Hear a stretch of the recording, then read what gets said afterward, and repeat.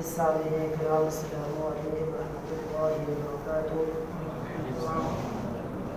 الحمد لله نحمده ونستعينه ونستغفره ونؤمن به ونتوكل عليه ونعوذ بالله من شرور أنفسنا ومن سيئات أعمالنا من يهده الله فلا مضل له ومن يضلل فلا هادي له ونشهد أن لا إله إلا الله ونشهد أن محمدا عبده ورسوله.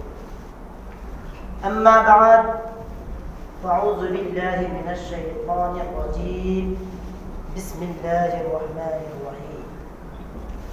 ولا تقولوا لمن يقتل في سبيل الله أموات بل أحياء ولكن لا تشعرون. صدق الله مولانا العظيم وصدق رسوله النبي الأمين المتين الكريم ونحن على ذلك لمن الشاهدين والشاكرين والحمد لله رب العالمين. آئیے سب سے پہلے سبز گنبد میں رام فرمانے والے آقا مولا آقا انعامدار مدینے کے تاجدار احمد مصطفیٰ محمد مصطفیٰ صلی اللہ علیہ وسلم کی بارگاہ بےکس بنا میں اپنے غلامی کا سبوت دیتے ہوئے درود پاک پڑھے. اللہم صلی علی سیدنا مولانا محمد وسلم صلاۃ و سلام علیک یا رسول اللہ صلی اللہ علیہ وسلم. اللہ تعالیٰ کا لاکھ لاکھ شکر ہے اس نے اپنے خاص فضل و کرم سے ہمیں اپنے پیارے حبیب صلی اللہ علیہ وسلم کی امت میں پیدا فرما کر ہر طرح کی نعمتوں سے نوازا.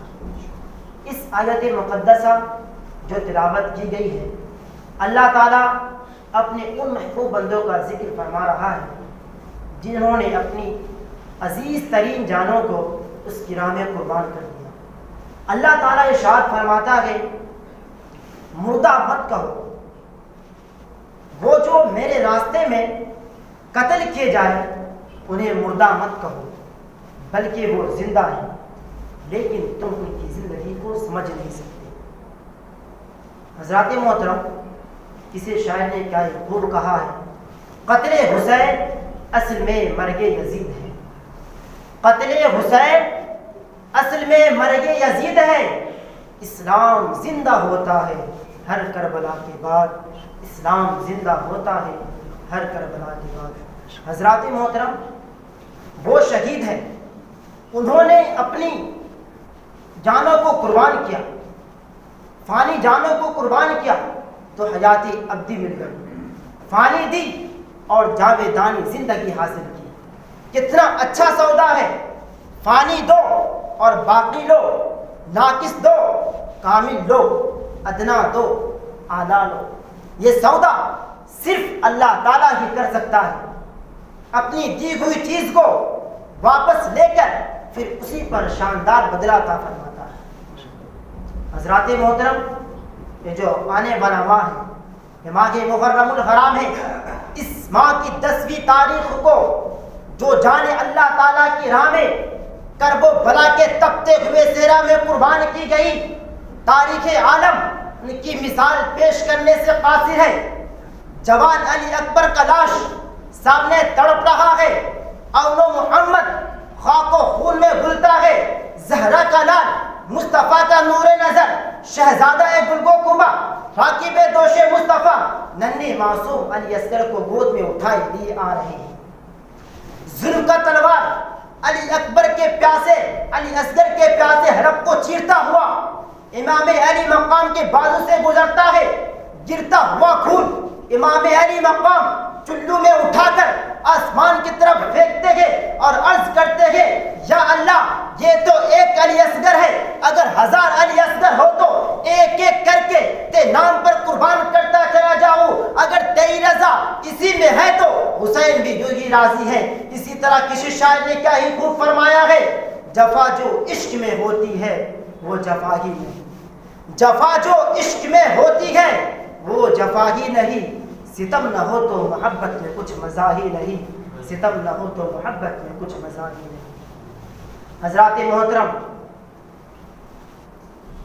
جب میدان کربلا پہنچنے سے پہلے حرہ بن یزید یہاں لشکر لے کر آپ کے سامنے آیا تو نماز ظہر کے بعد امام حسین رضی اللہ تعالیٰ عنہ نے اس سفر کی پہلی تکبیر فرمائی. لوگوں میں خود نہیں آیا, مجھے تمہارے خطوط اور قاصد لائے ہیں. تم نے کہا تھا ہمارا کوئی امام نہیں, آپ آئیے کہ آپ کے ذریعے خدا ہمیں سیدھی راہ پر لگا دے. لوگوں اگر تم خدا سے ڈرو اور حقدار کا حق پہچانو تو یہ خدا کی رضا کا موجب ہوگا. رسول خدا نے فرمایا ہے کہ جس نے محرمات الہیہ کو حلال کرنے والے, خدا کے وعدہ کو توڑنے والے, سنت رسول کے مخالف اور خدا کے بندوں پر زیادتی کرنے والے بادشاہوں کو دیکھا اور اس کو قولاً عملاً غیرت نہ آئی تو خدا کو حق ہے کہ اس کو دوزخ میں داخل کرے. لوگوں خبردار ہو جاؤ, اس نے شیطان کی اطاعت اختیار کی ہے اور رحمان کی اطاعت چھوڑ دی ہے. ملک میں فساد پھیلایا ہے, حرام کو حلال کر دیا ہے. جس نے خدا کے حرام کو حلال کر رکھا ہے اور حرام کو حلال کر رکھا ہے تو میں علی اور بنت رسول کا بیٹا حسین ہوں, مجھے غیرت آنے کا زیادہ حق ہے. اگر تم عہد کو توڑ کر میری بیعت کا حلقہ اپنی گردن سے نکال پھینکو گے تو مجھے اپنی جان کی قسم تم سے یہ بھی بعید نہیں کہ جو عہد شکنی کرتا ہے, جو عہد کو توڑتا ہے, جو اپنے وعدے کو توڑتا ہے, گویا وہ اپنے آپ کو دھوکہ دیتا ہے. ان قریب مجھے خدا تمہاری امداد سے بے نیاز کر دے گا. حضرات محترم, امام علی مقام امام حسین رضی اللہ تعالیٰ عنہ نے ابن سعد کو بلا کر آخرت کے عذاب سے ڈرایا اور دنیا کی بے ثباتی یاد دلائی. ابن سعد آپ کی باتوں کو غور سے سن رہا تھا, مگر حکومت کے لالچ نے آنکھوں پر پردے ڈال رکھے تھے. انعام و اکرام کی حوث نے دل کو سیاہ کر دیے تھے. امام علی مقام نے فرمایا کہ دنیا چند روز کی ہے, چند لمحے کی زندگی ہے. دنیا کی دولت کے لیے حق سے کیوں ٹکراتا ہے, مگر اس کے دل پر کچھ اثر نہ ہو. 9 محرم الحرام کو ابن سعد جنگ کی وارننگ دے چکا تھا. امام علی مقام نے فرمایا یہ رات گزر جانے دو, کل دیکھا جائے گا. رات کی تاریکی چھا رہی تھی. امام حسین رضی اللہ تعالیٰ عنہ نے اپنے دوستوں کو, اپنے ساتھیوں کو بلا کر فرمایا, جمع کر کے فرمایا, امام علی مقام رضی اللہ تعالیٰ عنہ کے ساتھی سب جمع ہو, میں تم لوگوں کو بخوش اجازت دیتا ہوں.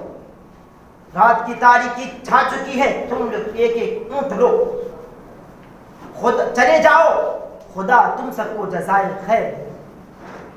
یہاں تک کہ خدا یہ مصیبتیں آسان کر دے.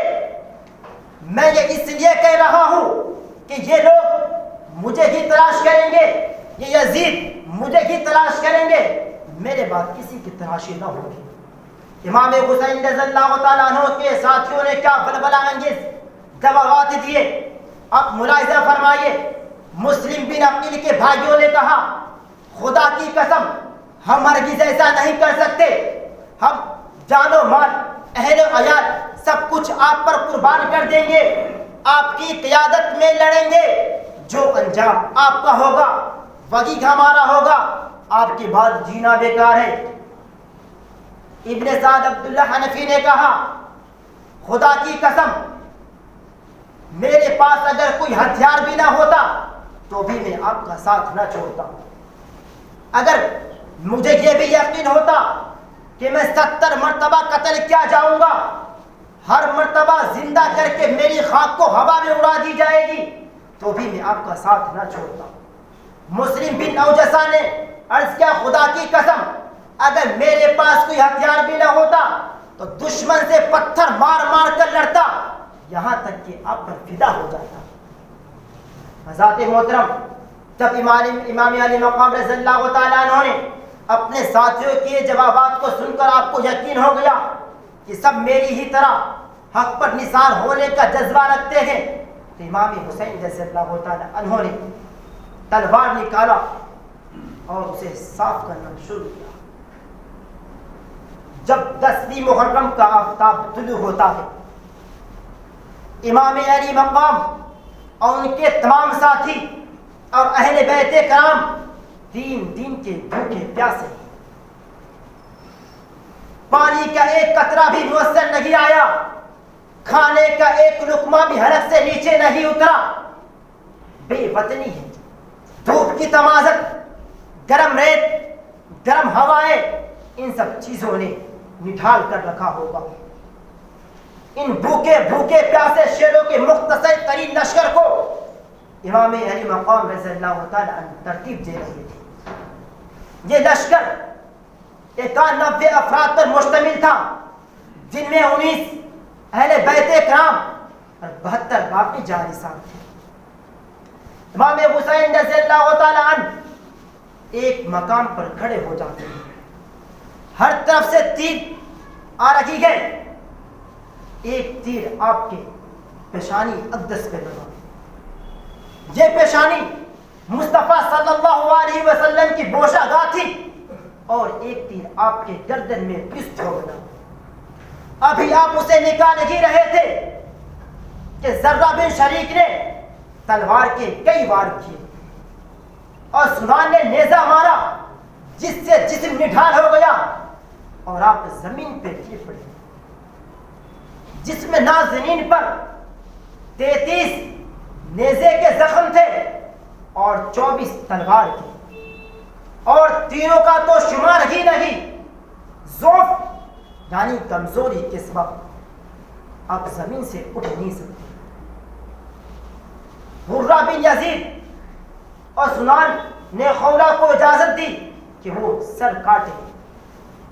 وہ آگے بڑھا مگر ہمت کام نہ آئی۔ سنان نے کہا کہ تمہاری ہاتھ شل کی ہو گئی، تمہاری ہاتھ کانپ کیوں رہی ہے؟ سنان نے گھوڑے سے اترا۔ گھوڑے سے اترنے کے بعد امام علی مقام کے سر اقدس کو جسم اتھر سے جدا کیا۔ انا للہ و انا الیہ راجعون۔